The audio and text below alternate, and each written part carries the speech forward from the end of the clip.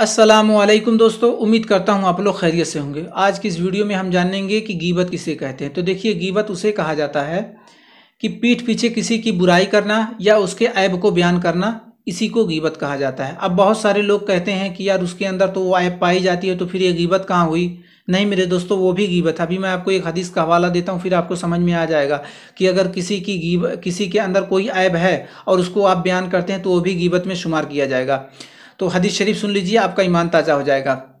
एक बार हुजूर अक़दस सल्लल्लाहु अलैहि वसल्लम सहाबाए कराम से फरमाया, क्या तुम जानते हो कि गीबत क्या चीज़ है? तो सहाबाए कराम ने फरमाया, या रसूल अल्लाह, आपके सिवा और अल्लाह के सिवा कौन ज़्यादा जानने वाला है? तो मेरे आका हुजूर सल्लल्लाहु अलैहि वसल्लम ने फरमाया, अपने भाई की उन बातों को बयान करना जो उसे नापसंद हो, यानी अपने भाइयों की या अपने किसी भी शख्स की उन बातों को बयान करना जो उसे नापसंद हो, इसी को गीबत कहा जाता है।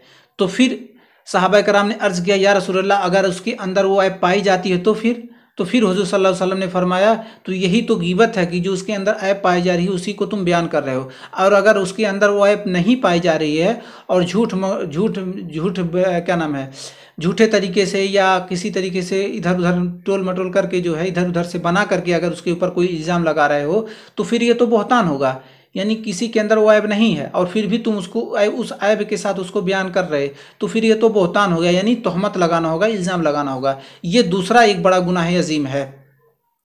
और एक हदीस शरीफ में है, अल-गीबतु अशद्दु मिनज़ ज़िना, यानी गीबत ज़िना से भी बड़ा गुनाह है। अब आप सोच सकते हो कि गीबत ज़िना से भी बड़ा गुनाह है, तो फिर आप सोच सकते हो यार कितना बड़ा गुनाह है। अभी आप दुनिया में किसी के साथ ज़िना कर दो तो फिर ऐसी ऐसी धाराएं लग जाती हैं कि आप फिर पूरी उम्र आपको जेल में ही सरना पड़ता है। तो फिर आप दुनियावी सज़ा के हिसाब से आप क्या नाम है, एक अंदाज़ा लगा सकते हो फिर आखिरत की सज़ा क्या होगी।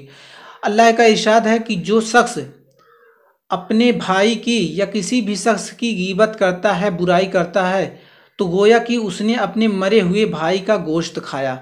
तो फिर आप सोच सकते हो कि ये कितनी बड़ी गुनाह है। और आजकल जो झगड़े हो रहे हैं, जो फसादात हो रहे हैं, वो अक्सर झूठ के बिना पे या फिर गीबत की वजह से, यही दो वजहों से अक्सर करके जो लड़ाई और झगड़ा होती है। इसी के साथ साथ मैं आपको एक चीज़ और बताना चाहता हूँ कि किसी भी शख्स का उसका ज़ाहिरी ऐब हो या बातनी ऐब हो, यानी छुपी हुई ऐब हो, या उसकी कोई पैदाइशी ऐब हो, या उसने खुद पैदा किया हो, उसका बोल चाल, उसका नसब, उसका ख़ानदान, यानी किसी भी तरीके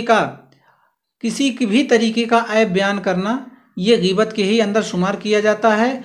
और बहुत सारे लोग होते हैं कि उनके नसब, उसके ख़ानदान से ताना मारते हैं, या उसको खाने को नहीं हटता है, या उसके ख़ानदान ऐसा था वैसा था, पहले तुम ऐसे थे फिर तुम्हारे ऐसा हुआ।